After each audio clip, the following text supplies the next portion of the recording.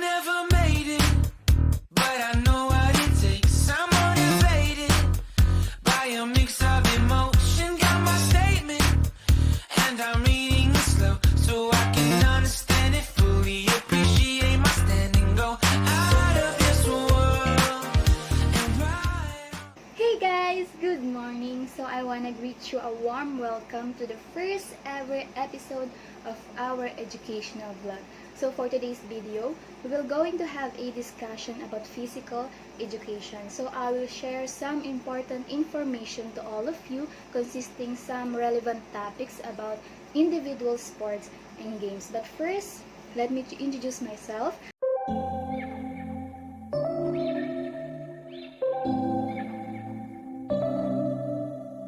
September we met, I could tell by your smile you hadn't been with a good girl like...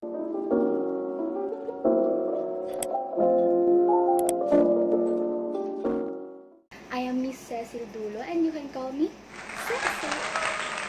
I am 20 years old and currently taking Bachelor of Secondary Education, major in Filipino at Gordon College, Olongapo. So we all know that our lifestyle has changed since the pandemic began. So napakarami ng pagbabago yung naranasan natin simula nang nagkaroon ng pandemya at isa na ron ay ang araw-araw na pamumuhay natin. So hindi na natin nagagawa yung mga dati nating nagagawa katulad na lamang ng paggala, paglabas-labas, pagkain sa mall at pakikipag-hangout with friends. Nabawasan na rin yung pakikipag-socialize natin sa ibang tao at naging limitado na yung galaw at kilos natin. At hindi natin namamalayan na naapektuhan ng lubusan yung ating kalusugan dahil na rin sa kakulangan natin sa ehersisyo, kakulangan sa physical na attachment sa ibang tao, at yung hindi natin pagbalanse sa pagkain. So for the content of this vlog na may kinalaman na rin sa ating kalusugan, I will feature one individual sports with its history and origin, the basic skills, and how to play the sports, and also its health benefits. I will choose one certain topic under individual sports and games and I will explain it to you further and we're going to have a discussion later.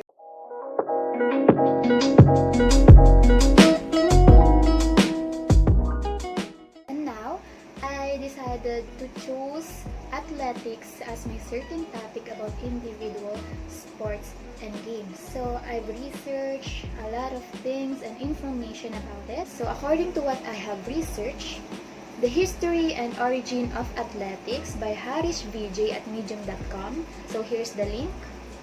Yan. Athletics has never been just a game to an individual or a country. It was most prestigious among them. At this era of sports, athletics was well developed and achieved things that way beyond our imagination and history.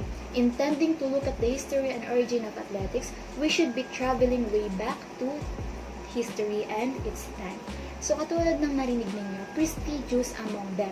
Ibig sabihin, ang athletics ang isa sa pinaka-namamayagpag sa lahat ng sports dito sa buong mundo. Dahil nga nagkaroon siya ng malaking ambag sa history natin, ay yun yung isa sa pinakakayang gawin or pinaka-capable yung mga tao na i-perform when it comes to sports. Athletics is a group of sport that embodies running, jumping, throwing, and walking. Track and field, road running, cross-country running, and race walking was the most common types of athletic competitions. Athletics is the most ancient sport and prehistoric.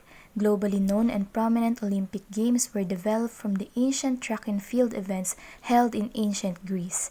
Fascinating fact, isn't it? I am going to share my research on the most ravishing topic of history and origin of athletics. As everyone aware of wars between kings for conquering other countries, the rally with thousands and millions of soldiers with sharp javelins, swords, and arrows. Every one of them is really well trained and good at using those things. So, noong mga nagdaang panahon, ay karoon tayo ng mga pandaigdigang labanan sa pagitan ng dalawang country.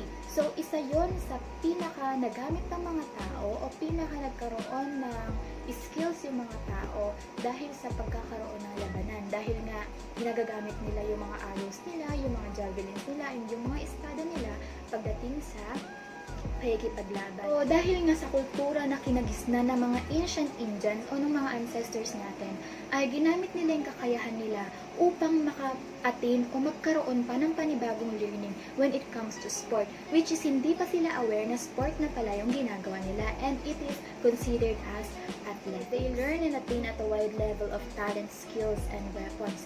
They used to keep themselves fit and ready at all means, as they can never predict a war. So this might look very irrelevant to the topic, but I explain this to you just to justify the fact that the most ancient people or ancient Indians are athletes. They are athletes. As time passed, every talent and knowledge buried with them. So dinala na nila yon hanggang kamatayan nila. Yung pagkakaroon nila ng kakayahan sa paggamit ng mga weapons o paggamit ng mga pana o espada sa pakikipaglaban. And during a period of time, athletes are not able to receive proper training, money, prize, and sponsorship deals. Unlike today na lahat ng sports na ginaganap o lahat ng mga athletes na gumaganap sa mga palaro ay mayroon ng kapalit na pera o may kapalit na prize when it comes to competitions.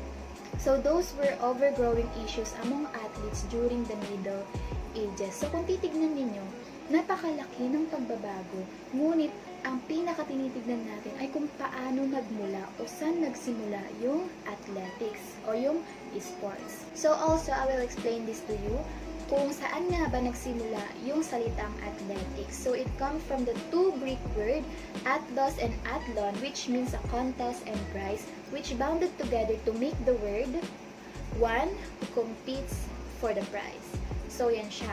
So, ibig sabihin, ang athlete or athletics ay isang gawain o isang aktibidad na ginaganap o ginagawa upang magkaroon ng prize. As we look through the history and origin of athletics, from the origin to the Middle Age, we might have some idea about how much it evolved. So now, jumping to the modern athletic era, a wide range of fascinating development happened through times. Every athletic in the world gets high-tech support in terms of equipment and practices. Those elements have been great crises to the athletes during Middle Ages, now completely narrowed down to the athletes' advantages. They earn and win money, gain great training from the extraordinary trainers, prizes, and sponsorships. Okay, I know this information about athletics was just basic information, and there is a lot to explore. There is a lot of things to know, and I can assure you that I am learning every day. We are all learning every day. We all do, and my learning never stops. So do you. I try my best to provide the best and fascinating information to my fellow learners. At the end of the day, we are all learners.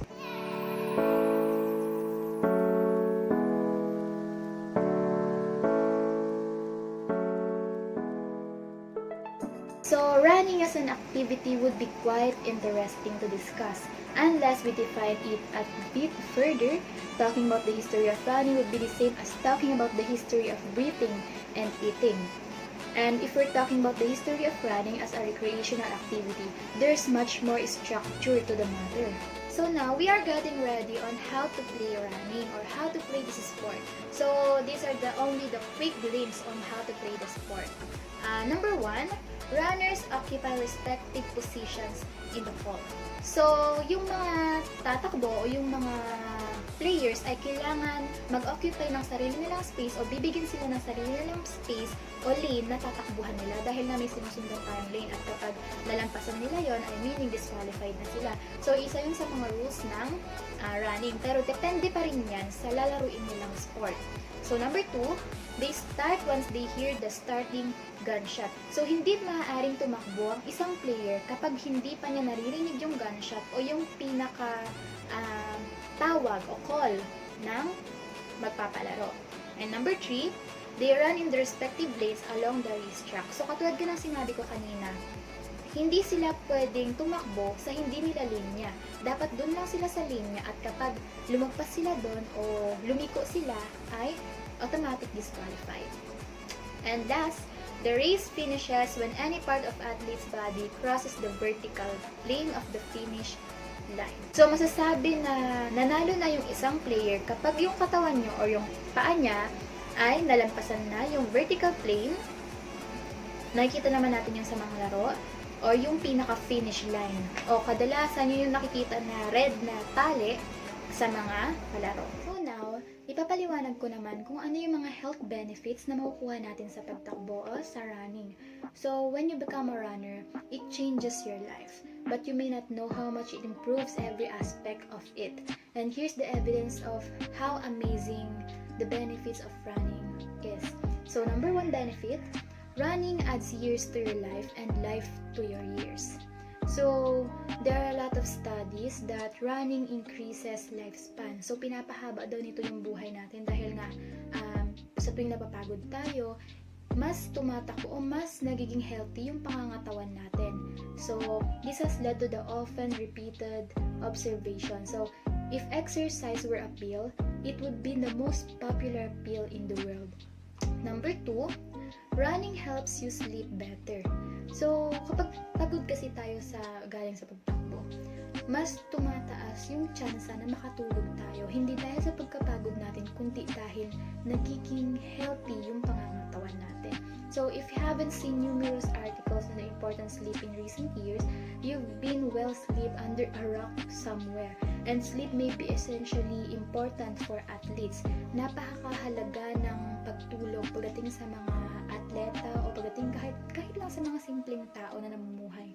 After all, it's when the body performs all its repair work. So, kinakailangan ng katawan natin ng maayos na pag-eehersisyo at maayos na pagtulog sa gabi at pati na rin sa araw-araw. Pero hindi ko sinasabi na matulog tayo araw-araw, okay? Hindi rin kasi healthy yun na parang matutulog ka, gising mo lang ng umaga, matutulog ka na naman. So, kailangan kapag umaga, pagising natin o pagbangon natin is nag-exercise na tayo agad. Okay, number 3 benefit. Running can improve your knees and back. So, this is one running benefit that might find difficult to us. Kasi hindi natin alam o hindi natin kayang paniwalaan na kayang i-improve ng pagtakbo yung knees natin at yung likod natin. So, there are some reasons that running is in an impact sport. So, which must be bad on the joints. Sinasabi nga nila na masama daw ang pagtakbo, lalo na sa mga matatanda na.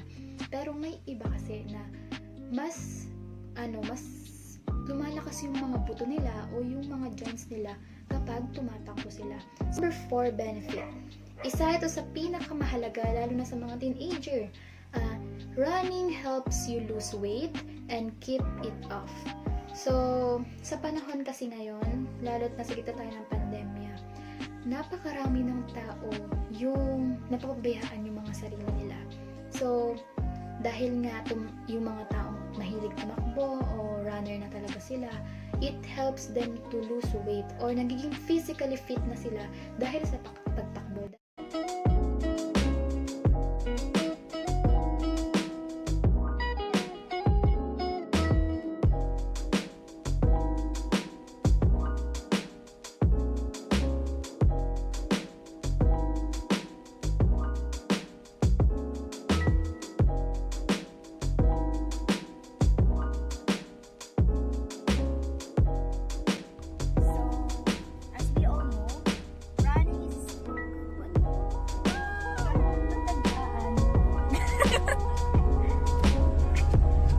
Oh? Ano yun? Oh!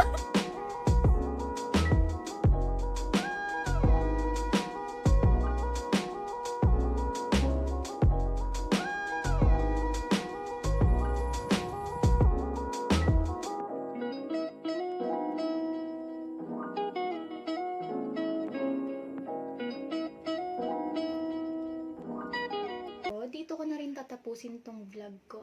And I have learned a lot of lessons. Siguro kayo rin. Sana kayo rin. Marami kayo natutunan. And isa siguro sa pinaka-importante natutunan ko sa vlog na to ay yung life lesson ko in life. And it is the fact that a person should take one step at a time. Just one step at a time. And you can get where you want to go in a marathon, in the educational goals, in your career path, or in a business, in recovering from loss and disease, and so on. Kailangan, wag nating biglain yung mga sarili natin dahil hindi natin nararapat na pagsabay-sabayin yung mga bagay. kung nasan lang yung linya natin, kung nasan lang yung lane natin, dapat doon lang yung path natin. And pwede tayong umalis o kumbaga magkakaroon tayo ng ibang lane. Pero yung mas nakakabuti yun sa atin at hindi yung ikakasama natin yun. And siguro, hindi natin masasabi na napakadali ng buhay. Actually, I'm not saying that running is easy, that our life is easy. And neither are. But running is measurable. Nasusukat to eh. We count the miles and minutes. And we can see where we are at the beginning to the journey of the highest journey of our lives.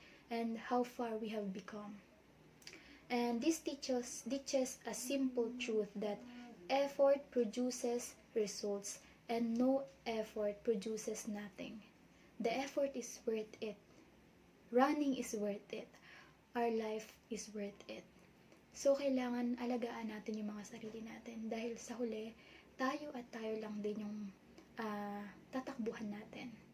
And now, I wanna thank you all for listening to this, for watching to this vlog.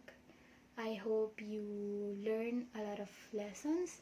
And again, I am Miss Cecil Dulo. You can call me Cece for short. And thank you for watching.